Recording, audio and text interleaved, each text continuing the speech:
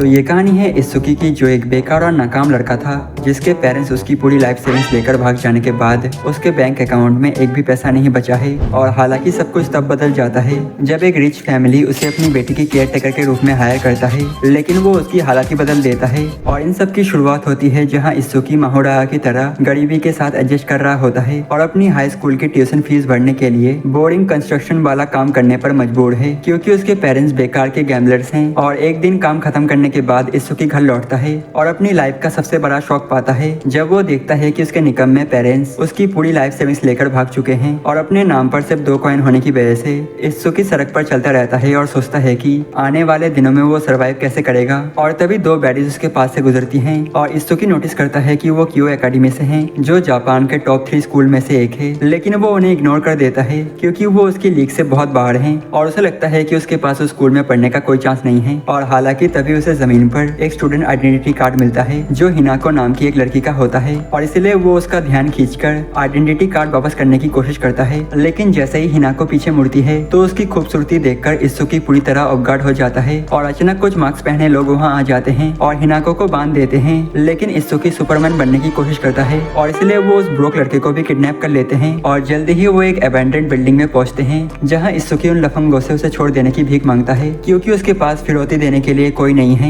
लेकिन वो उसे अपना पाई होल बंद करने के लिए कहते हैं और इसलिए वो सोचने लगता है कि उसकी जिंदगी अचानक नेटफ्लिक्स की किसी हॉरर मूवी में कैसे बदल गई। और जब किडनैपर्स हिनाको की डिटेल चेक करते हैं तो उन्हें पता चलता है कि वो प्रेस्टिजियस कोनोहाना फैमिली की वारिस है और ये जानकर वो सेलिब्रेट करने लगते हैं क्योंकि उन्हें लगता है कि उन्होंने जैकपॉट हासिल कर लिया है। और इत्सुकी को हैरानी होती है कि हिनाको एक रियल लाइफ डिज्नी प्रिंसेस की तरह दिखती है और बिहेव करती है, लेकिन तभी वो बताती है कि उसे पी करना है और खुद पर अपना ग्रीन जूस पील करने की धमकी देने लगती है और इसलिए इत्सुकी किडनैपर्स को इसकी जानकारी देता है। और अपना काम खत्म करने के बाद हिनाको सबको अनाउंस करती है कि उसने टॉयलेट भर दिया है और ये सुनकर वो उस पर जरूरत से ज्यादा जानकारी देने के लिए चिल्लाने लगते हैं और इससे इत्सुकी को एहसास होता है कि वो ऐसी बार्बी गर्ल नहीं है जैसा उसने पहले सोचा था। लेकिन हिनाको चीजों को और भी खराब बना देती है जब वो एक किडनैपर को उसके लिए चाय या स्नैक्स लाने के लिए परेशान करने लगती है और इसलिए वो उसके पास एक पानी का बोतल गिरा देता है और इत्सुकी से उस ब्रेड पर नजर रखने के लिए कहकर गुस्से में वहाँ से चला जाता है। और इस पॉइंट पर इत्सुकी अपने जिंदगी के चॉइसेस पर सवाल उठाने लगता है, लेकिन वो बेवकूफ प्रिंसेस पानी पीते समय सारा पानी खुद पर ही गिरा देती है और इसलिए इत्सुकी उसके हाथ से बोतल ले लेता है और उसे अपने पास बने पडल से दूर जाने के लिए कहता है। और हालांकि प्रिंसेस डूडू ब्रेन अपने चेहरे के ऊपर गिर जाती है, लेकिन उसकी बेवकूफी भरी हरकत देखकर इत्सुकी हंसने लगता है और इसलिए वो उसके इंजर्ड हेड को चेक करता है और उसे उस पर हाथ न लगाने के लिए कहता है ताकि उस पर बैक्टीरिया न लग जाए। और जब हिनाको उससे पूछती है कि किडनैपर उसे क्यों लेकर आए तो वो समझाता है कि उसका आइडेंटिटी कार्ड गिर गया था और वो उसे वापस कर देता है। और हालांकि हिनाको दावा करती है कि मदद जल्दी ही पहुंच जाएगी और उससे अपने लैब पर नैप लेने की परमिशन मांगती है और इत्सुकी पूरी तरह बैम्बूजल हो जाता है क्योंकि इससे पहले किसी लड़की ने उससे कभी उसके गोदी पर आराम करने के लिए नहीं पूछा था। लेकिन जब वो नोटिस करता है कि हिनाको इस सिचुएशन को लेकर बिल्कुल भी सीरियस नहीं दिख रही है तो उसका टेंशन कम हो जाता है और वो उसे आगे बढ़ने के लिए कह देता है और उसकी गोद में आराम करते हुए हिनाको इत्सुकी से उसे एक लोलाबाई सुनाने के लिए कहती है, लेकिन वो कहता है कि उसे कोई लोलाबाई नहीं आती और इसलिए वो इसके बजाय एक फनी कहानी सुनाने के लिए कहती है और उसकी इतनी डिमांडिंग नेचर देखकर वो परेशान हो जाता है। और कुछ मिनट बाद इत्सुकी ये देखकर शॉक हो जाता है कि अपनी करंट सिचुएशन के बावजूद हिनाको बड़ी ही शांति से सो रही है, लेकिन वो उसे शांत करने में मदद करने के लिए ग्रेटफुल महसूस करता है और इसलिए वो उसके चेहरे से ड्रूल पोंछ देता है जिससे हिनाको जाग जाती है। और हालांकि तभी एक किडनैपर गुस्से में हिनाको के पेरेंट्स को धमकी देता है कि अगर उन्होंने उसकी बात नहीं मानी तो वो हिनाको को पंचिंग बैग की तरह इस्तेमाल करेगा और इसलिए इत्सुकी हिनाको से वादा करता है कि वो उसकी सील्ड बनेगा। और हिनाको मानती है कि उसे उसके आसपास रहना बहुत पसंद है क्योंकि वो बहुत चिल है और ये उसके अब तक के न्यूमरस केयर टेकर से बिल्कुल अलग है और इसी वजह से वो भी शांत रह पाती है। और इंट्रोडक्शन एक्सचेंज करने के बाद हिनाको उसके गाल को पकड़ने की कोशिश करती है, लेकिन तभी अचानक एक can of tear gas window से अंदर लॉन्च की जाती है और एक रेस्क्यू स्क्वाड अंदर मार्च करती है जो किडनैपर्स को टेक डाउन कर देते हैं। और हालांकि वो इत्सुकी को भी अरेस्ट कर लेते हैं, लेकिन हिनाको अपनी मेट सिजुने को समझाती है कि इत्सुकी कोई किडनैपर नहीं है और इसलिए वो उन आदमियों को उसे छोड़ने का ऑर्डर देती है। और जब वो घर वापस जाने की तैयारी करते हैं तो हिनाको सिजुने से कहती है कि उसे इत्सुकी चाहिए, तो सिजुने उसे अरेंज करने का वादा करती है जिससे इत्सुकी पूरी तरह बेफिक्र रह जाता है। और घर वापस जाते समय सिजुने इत्सुकी का बैकग्राउंड चेक करती है और उसकी पूरी ब्यूटीफुल सिचुएशन पढ़कर सुनाती है और इसमें यह भी शामिल होता है कि उस पर ट्यूशन और रेंट का कर्ज है। और ये सब सुनकर इत्सुकी को एहसास होता है कि उसकी सिचुएशन कितनी ज्यादा कुक्ड है। और हालांकि सिजुने उसे ट्रेंचेस से बाहर निकलने का एक रास्ता ऑफर करती है और वो उसे हिनाको का केयर टेकर बनने के लिए कहती है, लेकिन साथ ही धमकी देती है कि अगर उसने हिनाको के साथ कोई फ्रीकी हरकत करने करने की कोशिश की तो वो उसका क्यूकम्बर ही काट देगी।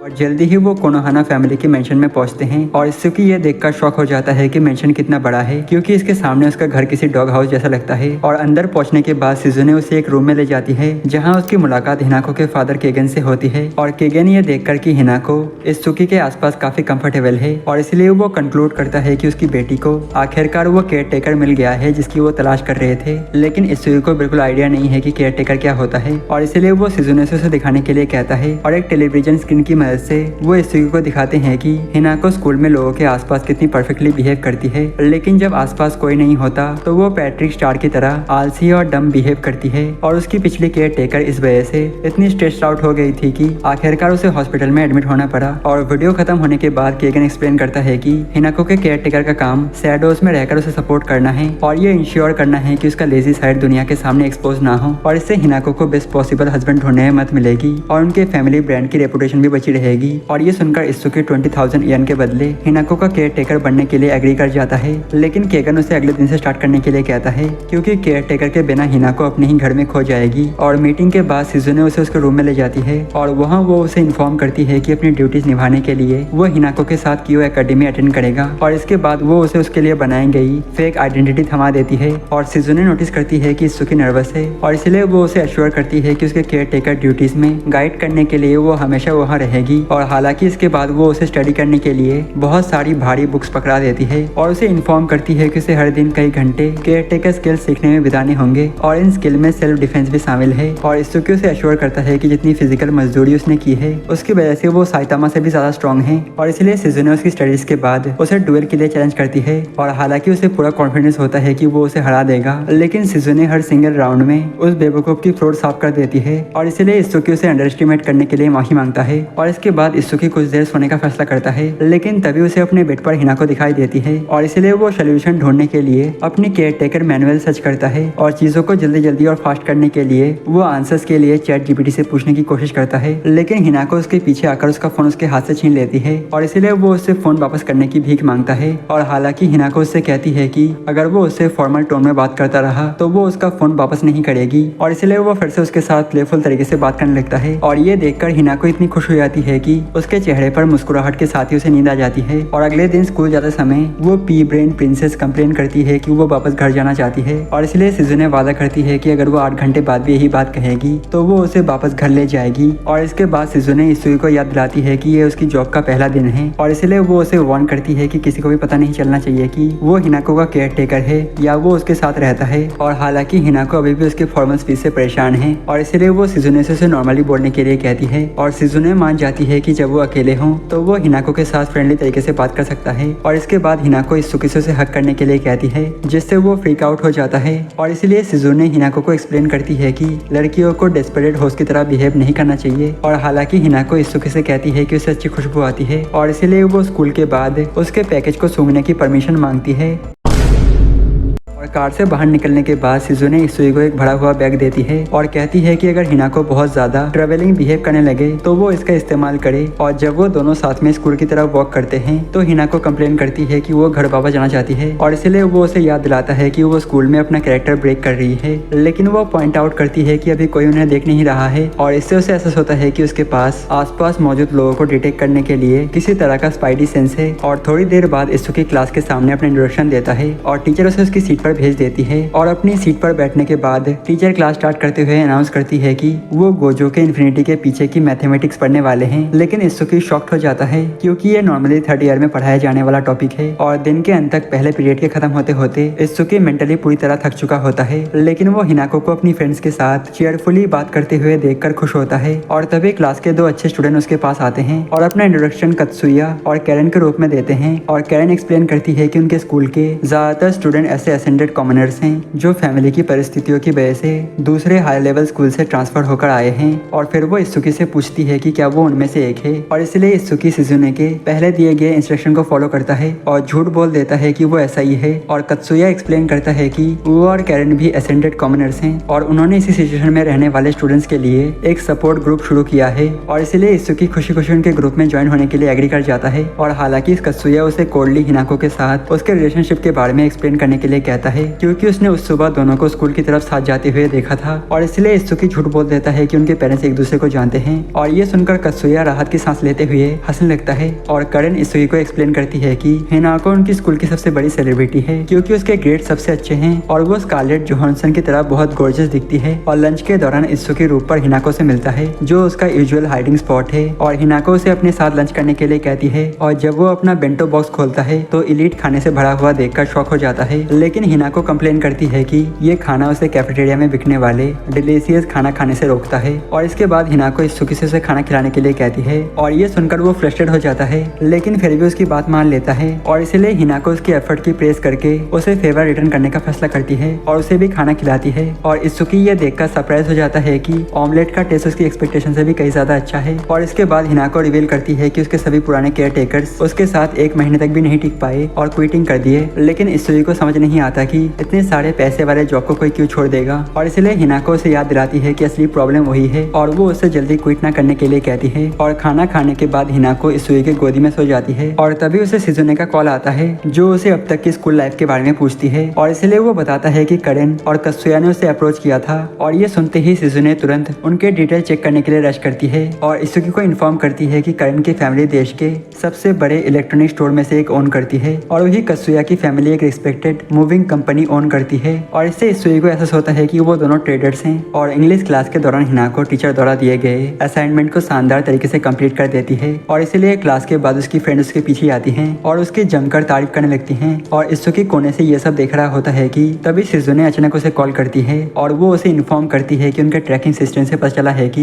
हिनाको ने अपना वॉलेट खो दिया है। और वो शिजुने से पूछता है कि वॉलेट कहाँ है, लेकिन शिजुने बताती है कि वो बिल्डिंग के वेस्ट साइड में कहीं है। और इसलिए उसे एहसास होता है कि वॉलेट लेडीज बाथरूम में है और वो सोचने लगता है कि उसे वॉलेट वापस कैसे लाना चाहिए। और तभी एक ब्लॉन्ड हेयर ब्यूटी उसके पास आती है जिसका नाम मीरे है और वो अपना इंट्रोडक्शन टेनरोजी ग्रुप की उत्तराधिकारी के रूप में देती है, पर इत्सुकी कैजुअली शाई कर देता है और इसलिए वो उसे वर्शिप न करने के लिए स्कोल्ड करती है। और इत्सुकी हम्बली एडमिट करता है कि उसे बिल्कुल आइडिया नहीं है कि टेनरोजी ग्रुप क्या है और इसलिए वो एक्सप्लेन करती है कि ये एक माइनिंग कंग्लोमरेट है जिसका स्केल कोनोहाना ग्रुप के कंपेरेबल है। लेकिन इत्सुकी का रिएक्शन देखकर उसे एहसास हो जाता है कि वो कोनोहाना ग्रुप के बारे में फेमिलियर है और इसलिए वो हिनाको के बारे में जेलस होने को लेकर रेंट करती रहती है। और खुद को शांत करने के बाद वो इत्सुकी से पूछती है कि उसे क्या परेशान कर रहा है और इसलिए वो उसे बताता है कि उसके एक फ्रेंड का वॉलेट बाथरूम में छूट गया है और मेरे वॉलेट उसे दे देती है। और इसके बाद वो पूछती है कि उसे बाथरूम में वॉलेट के मिसिंग होने के बारे में कैसे पता था और इसलिए वो एक्सप्लेन करता है कि वॉलेट के ओनर ने उसे वो ढूंढने के लिए कहा था और आगे की परेशानियों से बचने के लिए वो हिनाको का नाम मेंशन नहीं करता। और हालांकि मेरे अचानक टिकटॉक मोटिवेशन स्पीकर की तरह बिहेव करने लगती है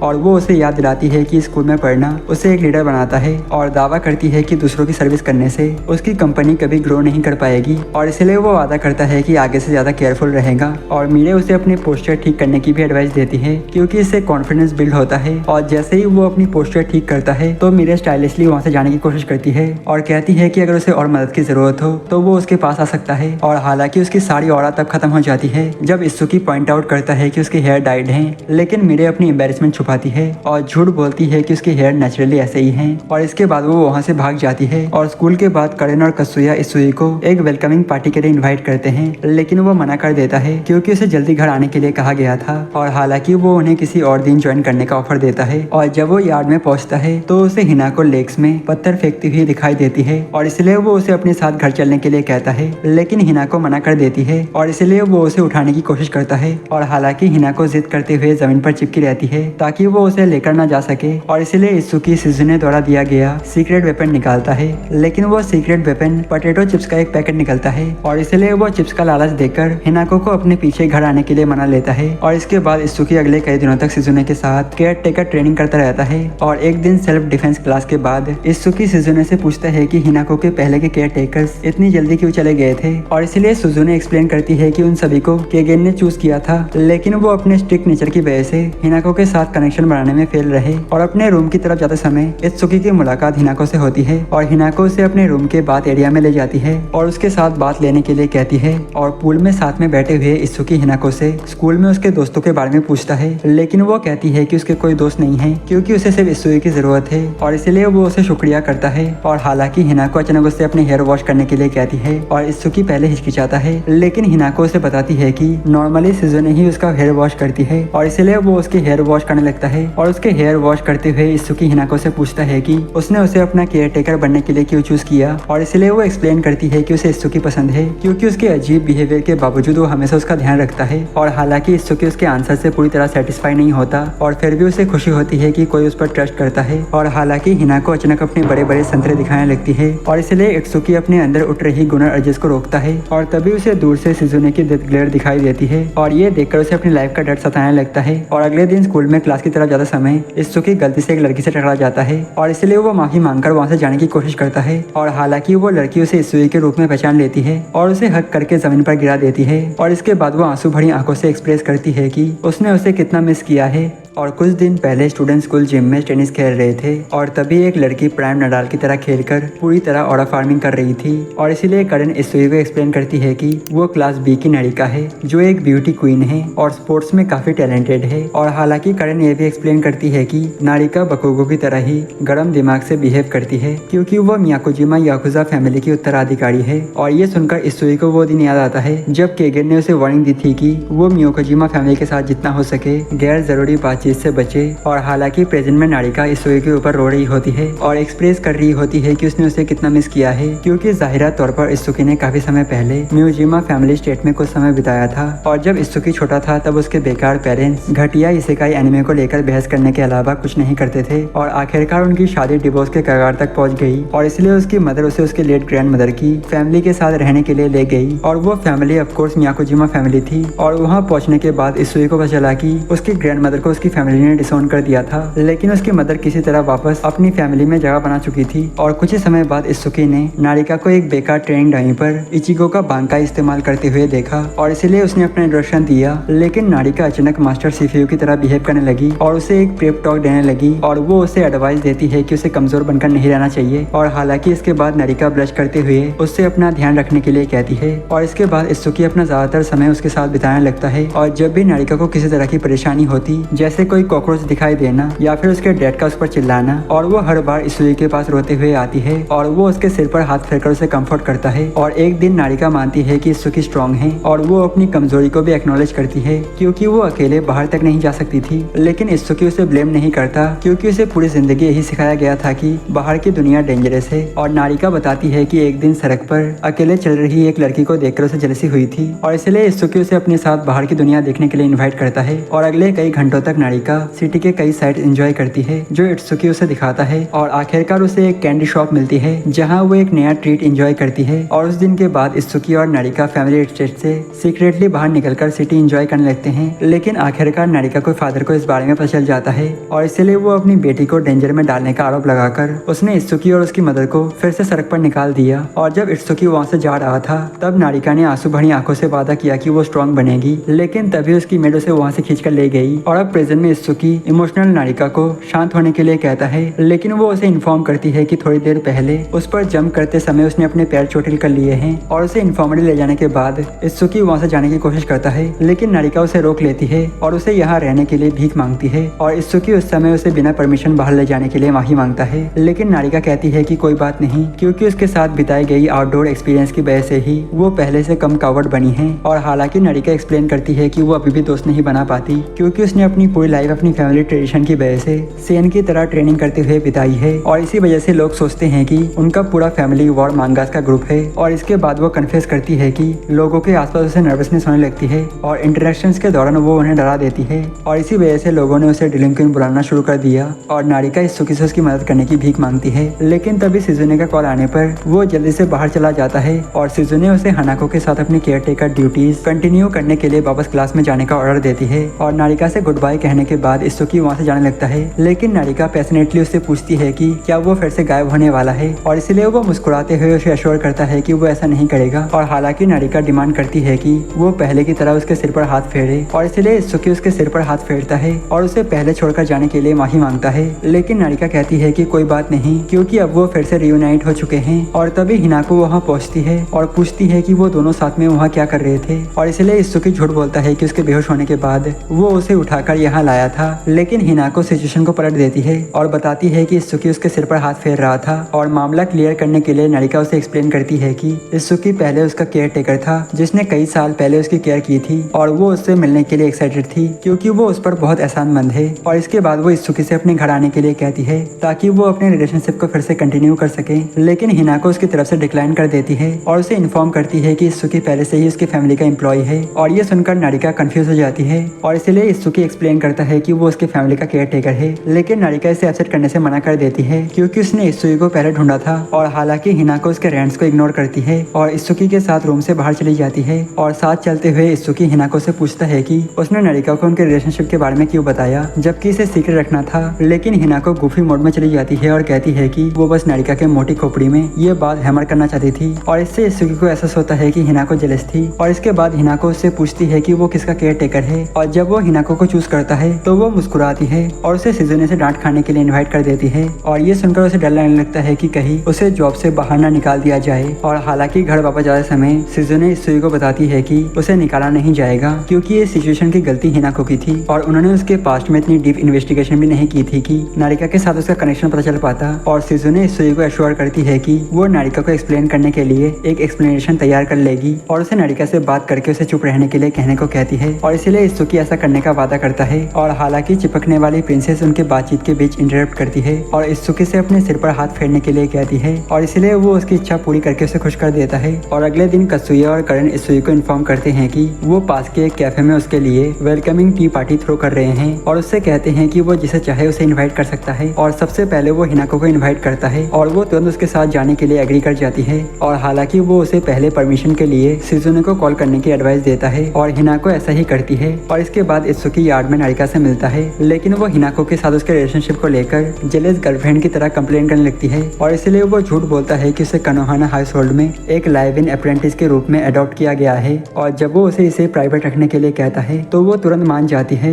क्योंकि उसे पता है कि इस सिचुएशन को एक्सप्लेन करना कॉम्प्लिकेटेड होगा। और इसके बाद वो उसे अपनी टी पार्टी में इन्वाइट करता है, और ये सुनकर वो एक्साइटेड हो जाती है क्योंकि ये उसकी पहली टी पार्टी होने वाली है। लेकिन उसे ये भी चिंता होती है कि कहीं वो पार्टी का मूड खराब ना कर दे, और इसलिए इसुकी उसे एश्योर करता है कि सब कुछ ठीक रहेगा। और क्लास में वापस भागते समय इसुकी की मुलाकात मीरे से होती है, लेकिन वो फिर से हिनाको को लेकर रेंट करने लगती है। और इसलिए वो उससे पूछता है कि क्या वो हिनाको से नफरत करती है, और मीरे एक्सप्लेन करती है कि वो हिनाको से नफरत नहीं करती बल्कि वो उसे अपनी राइवल मानती है जो उसकी तरह ही इक्वली खूबसूरत और ब्रिलियंट है। लेकिन किसी तरह हिनाको को उससे ज्यादा अटेंशन मिलती है, और इसलिए इसुकी उसे भी टी पार्टी में इन्वाइट कर लेता है। और टी पार्टी के दौरान करण और कत्सुया इसुकी से पूछते हैं कि क्या वो सीक्रेटली जॉनी सिंस है, क्योंकि एकेडमी ज्वाइन करने के कुछ दिनों के अंदर उसने 3 रॉयल बैडीज को अपने आसपास ला लिया है। लेकिन वो एक्सप्लेन करता है कि ये सब बस चांस से हुआ है। और इंट्रोडक्शन के बाद नारिका करे और कत्सुया को अपने और इसुकी के रिलेशनशिप के बारे में एक्सप्लेन करने की कोशिश करती है, लेकिन उसकी सोशल एंजाइटी हावी हो जाती है और वो दोनों को डरा देती है। और इसलिए इसुकी उन्हें उसकी कंडीशन के बारे में एक्सप्लेन करता है, और ये सुनकर सभी लोग नारिका में और ज्यादा इंटरेस्टेड हो जाते हैं और उसके साथ नॉर्मल बातचीत करने लगते हैं। और उनकी बातचीत के दौरान कत्सुया इसुकी से उसके फैमिली कस्टम्स के बारे में पूछता है, और इसलिए इसुकी एक कुकी की मदद से 3 सेकंड रूल एक्सप्लेन करता है, और इससे उनकी बातचीत और भी चेयरफुल हो जाती है। और टी पार्टी के बाद मीरे मुस्कुराते हुए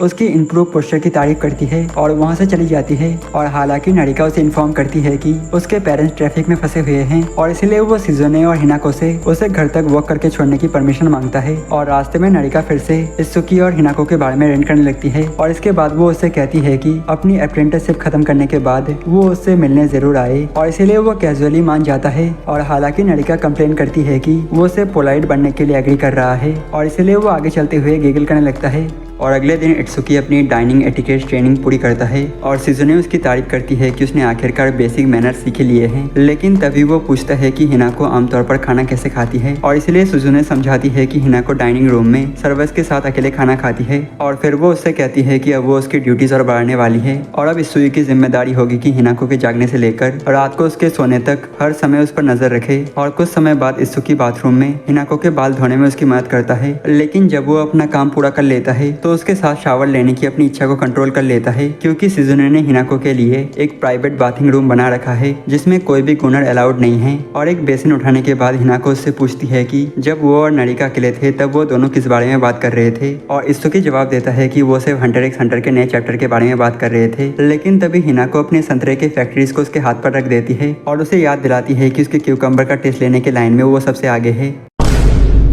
और अचानक इत्सुकी के रिस्की ओवरडोज के कारण हिनाको अचानक बेहोश होकर गिर जाती है, जिससे इत्सुकी डेस्परेटली मदद के लिए चिल्लाने लगता है और कुछ ही देर बाद हिनाको को बेडरूम में रेस्ट करने के लिए लिटा दिया जाता है। और इत्सुकी सिजुने को पहले ही हिनाको के फेंटिंग स्पेल के बारे में वार्निंग देने के लिए शुक्रिया अदा करता है। और जब वो सिजुने से पूछता है कि उसे इसके बारे में कैसे पता था, तो वो समझाती है कि ऐसा हिनाको के साथ रेगुलरली होता रहता है, क्योंकि पूरा दिन सिडनी स्वेनी की तरह एक्ट करने का प्रेशर उसे स्ट्रेस में डाल देता है। और इत्सुकी को हैरानी होती है कि सिजुने इस सिचुएशन को लेकर इतनी शांत कैसे है, लेकिन सिजुने बताती है कि ये कोई बड़ी बात नहीं है, क्योंकि लगभग 3 दिनों में उसका बुखार कम हो जाएगा। और हालांकि इत्सुकी सुझाव देता है कि हिनाको को अपनी मेंटल हेल्थ के लिए ये परफॉर्मेंस छोड़ देनी चाहिए, लेकिन सिजुने गुस्से में उसे समझाती है कि हिनाको ये फसाड इसलिए बनाए रखती है क्योंकि ये कोनोहाना फैमिली के प्रति उसकी ड्यूटी है। और इसके बाद वो इत्सुकी से अपने रूम में जाकर अगले दिन स्कूल के लिए प्रिपेयर करने को कहती है, लेकिन इत्सुकी कंफ्यूज हो जाता है कि हिनाको की कंडीशन ऐसी होने के बावजूद उसे स्कूल क्यों जाना है। और इसलिए सिजुने उसे एश्योर करती है कि वो हिनाको का ध्यान रखेगी और उसे याद दिलाती है कि उसके ग्रेड्स गिर रहे हैं। और अगले दिन क्लास में कैरन इत्सुकी से पूछती है कि हिनाको क्लास में क्यों नहीं आई,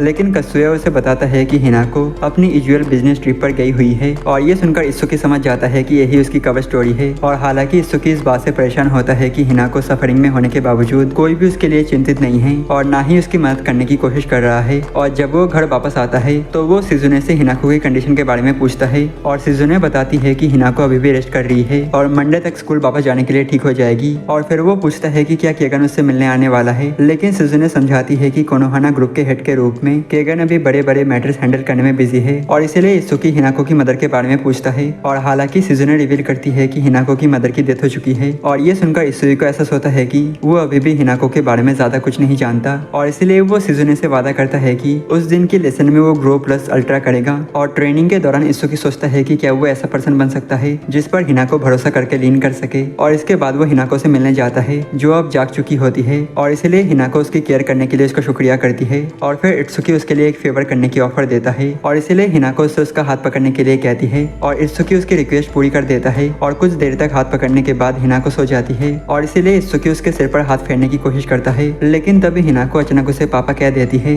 और ये सुनकर इत्सुकी को एहसास होता है कि हिनाको असल में अपने केयर टेकर से फैमिली जैसा फीलिंग चाहती है और वो इस फीलिंग को समझ सकता है क्योंकि उसकी खुद की कभी कोई प्रॉपर फैमिली नहीं थी। और जब सिजुने वहाँ आती है तो वो इत्सुकी को बाहर बुलाकर उससे कुछ इंपॉर्टेंट डिस्कस करना चाहती है, लेकिन तभी वो नोटिस करते हैं कि हिनाको उसका हाथ कसकर पकड़े हुई है और इसलिए सिजुने उसे वहीं पर सब कुछ बताने का फैसला करती है। और सिजुने रिवील करती है कि हिनाको के फसाड का मेन पर्पस फैमिली के लिए एक सन इन लॉ लाना है, क्योंकि हिनाको का बड़ा भाई टाकुमा एक अलग स्टेट में रहता है और हिनाको से बहुत कम मिलता है और नॉर्मली टाकुमा ही फैमिली का वारिस बनने वाला था, लेकिन केगन को नहीं लगता कि वो कोनोहाना ग्रुप का लीडर बनने के लायक है और इसलिए वो चाहता है कि सन इन लॉ इस रोल को संभाले और हिनाको के साथ मिलकर उसकी रिस्पॉन्सिबिलिटी शेयर करे। और इसी वजह से हिनाको को अपनी सोशल स्किल डेवलप करनी पड़ रही है। और ये सुनकर इत्सुकी फाइनली हिनाको के ऊपर मौजूद बर्डन को समझ पाता है और उसे लगता है कि उसकी जैसी लड़की के करीब जाना आसान नहीं होगा। और हालांकि सिजुने उसे हिनाको को सपोर्ट करते रहने के लिए कहती है, लेकिन साथ ही उसे अपनी पोजीशन के लिए प्रॉपर रिस्पेक्ट बनाए रखने की भी याद दिलाती है और इसलिए वो सिजुने से वादा करता है कि वो उसके लिए अपना बेस्ट करेगा। और अब अगले मंडे हिनाको वापस स्कूल आती है और इसलिए इत्सुकी उसके साथ रूफटॉप पर लंच करता है और उसे उसकी वेजिटेबल्स खाने के लिए फोर्स करता है। और अगली सुबह इत्सुकी हिनाको को स्कूल के लिए जगाता है और उसे बताता है कि उसने उसके कपड़े पहले ही प्रिपेयर कर दिए हैं, लेकिन तभी हिनाको उसे अपने कपड़े बदलने में मदद करने के लिए कहकर उसे क्रब बॉल दे देती है, जिससे वो फ्रीक आउट कर जाता है। और खुद को शांत करने के बाद इत्सुकी उसके कपड़े बदलने में मदद करते हुए अपने लिटिल जॉनी को पैंट्स में कंट्रोल रखने की कोशिश करता है, लेकिन तभी सिजुने अचानक वहाँ आ जाती है और उसे बताती है कि हिनाको के फ्री की रिक्वेस्ट को सीरियसली लेने की जरूरत नहीं है। और अपने अक्रोट्स को बचाने के लिए इत्सुकी झूठ बोल देता है कि वो हिनाको के साथ कुछ अजीब नहीं कर रहा था और इसीलिए सिजुने उससे कहती है कि उसे उस पर उतना ही इंटरेस्ट है जितना हिनाको को है। और अगले दिन स्कूल में कत्सुया इत्सुकी को बताता है कि मिड टर्म एग्जाम आने वाले हैं, जिससे इत्सुकी को एहसास होता है कि अब तो वो कुक्ड है। और लंच के दौरान इत्सुकी हिनाको से कहता है कि मिड टर्म्स काफी डिफिकल्ट लग रहे हैं, लेकिन हिनाको उसे बताती है कि अगर वो टेस्ट में फेल हुआ तो उसे केयर टेकर की जॉब से बाहर निकाल दिया जाएगा। और फिर वो उसे पढ़ाने की ऑफर करती है क्योंकि पूरी क्लास में उसके सबसे बेस्ट ग्रेड हैं, और इसलिए इत्सुकी मान जाता है। और कुछ समय बाद कैरन और कत्सुया इत्सुकी और बाकी लड़कियों के साथ एक टी पार्टी के रूप में स्टडी ग्रुप सेटअप करते हैं। और तब नारिका सबको समझाती है कि हिस्ट्री में वो अच्छी है क्योंकि उसका फैमिली वॉरियर्स को लेकर ऑब्सेस्ड है, लेकिन बाकी सब्जेक्ट्स में वो फेल हो रही है। और ये सुनकर मीरे ग्रुप्स को ट्यूटर्स और स्टूडेंट्स में डिवाइड करने का सजेशन देती है, जिसमें वो और हिनाको ट्यूटर्स बनेंगी। और इसलिए इत्सुकी इस बात के लिए मान जाता है और रिवील करता है कि उसका एक्यूलीज हील मैथ है। और इससे पहले कि हिनाको से ट्यूटर देने का ऑफर दे पाती, मीरे उससे पहले ही ये ऑफर कर देती है। और इसलिए कत्सुया उसका स्टूडेंट बनने के लिए कहता है। और ये सुनकर मीरे स्पाइटफुली इत्सुकी के पैर पर अपना पैर जोर से पटकती है, लेकिन फिर भी एग्री कर जाती है। और स्टडी सेशन के दौरान इत्सुकी को एहसास होता है कि मीरे की टीचिंग्स की वजह से वो धीरे धीरे आइंस्टाइन बनता जा रहा है। लेकिन ब्रेक के दौरान वो उससे पूछती है कि क्या वो सच में किसी बिजनेस का वारिस है। और जब इत्सुकी उससे पूछता है कि वो ऐसा क्यों पूछ रही है, तो वो समझाती है कि उसके टेबल मैनर्स ऐसे लग रहे थे जैसे उसने उन्हें बहुत कम समय में सीखा हो। और हालांकि वो आगे ज्यादा पूछताछ करने का फैसला नहीं करती, भले ही उसे इत्सुकी को लेकर अपनी सस्पिशियंस हो। और इसके बाद वो जल्दी ही स्टडी ग्रुप में वापस लौटते हैं, जहाँ कैरन एक एनुअल सोशल गैदरिंग का टॉपिक उठाती है, जिसे कानाहाना फैमिली स्प्रिंग में ऑर्गेनाइज करने वाली है। और तब हिनाको सबको उस गैदरिंग में अटेंड करने के लिए इन्वाइट करती है। और कुछ दिनों बाद मिड टर्म एग्जाम शुरू हो जाते हैं और इत्सुकी किसी तरह पहले दिन के एग्जाम को क्लियर कर लेता है। और उस रात इत्सुकी स्टडी करने की कोशिश कर रहा होता है, लेकिन हिनाको कंप्लेन करती है कि उसे नींद नहीं आ रही। और इसलिए इत्सुकी उसे थकाने के लिए वॉक पर जाने का प्रस्ताव देता है ताकि वो बेड पर जाकर आसानी से सो सके। और मेंशन से बाहर निकलने के बाद इत्सुकी हिनाको को एक कैंडी बार देता है और उससे कहता है कि अगर स्टडी ग्रुप की वजह से वो थक रही है तो उसे वहाँ नहीं आना चाहिए। लेकिन हिनाको उससे कहती है कि उसने इत्सुकी से सीखा है कि हमेशा आसान रास्ता चुनना जरूरी नहीं होता। और इसीलिए दोनों साथ साथ वापस हिनाको की रूम की तरफ वॉक करते हैं। और गाइस, ये एनीमे ऑनगोइंग चल रहा है और इसके आगे के एपिसोड आने के बाद मैं एक्सप्लेन करूंगा। और सबसे पहले देखने के लिए वीडियो को लाइक कर देना, चैनल को सब्सक्राइब कर देना और जरूर से जरूर हाइप भी कर देना। और तब तक के लिए हम फिर मिलते हैं किसी और नए एनीमे के साथ। तब तक के लिए सनरा।